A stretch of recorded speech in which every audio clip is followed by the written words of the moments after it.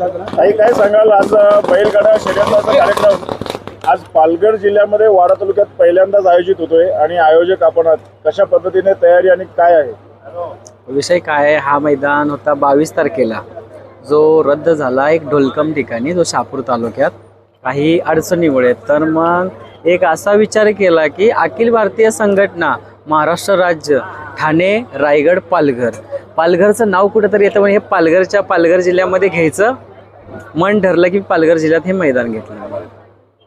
आपण हे जे आयोजन करताय आधी पण आपण काही ठिकाणी आयोजन केलंय, इथल्या आयोजनाच्या संदर्भात काय कसं वाटतं तुम्हाला? एक असं आहे की फर्स्ट टाइम एक असं फील होत आहे की म्हणजे मीडिया फर्स्ट टाइम बघते, कारण एवढे मैदान केले कधी मीडियाचा आपला संबंधच नाही आलेला, फर्स्ट टाइमच आहे हा.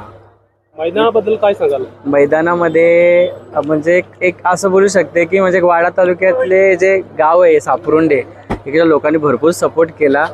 मी इकडे कधी नाही, माझ्यासाठी नवीन गाव आहे सापरुंडे, पण काही आपले प्रॉब्लेम होते तिकडच्या 22च्या मैदानाचे, म्हणून मला हे एक ते फाटी घ्यावं लागली. पण जे सापरुंडे गावातले लोक आहेत, जे बंटी शेठ पाटील म्हणा, नंतर सुनील दादा म्हणा, जे मला काही काहींची नावं नाही येत, मी नावं तर घेऊ नाही शकत, पण सगळ्यांचे आभार मानते.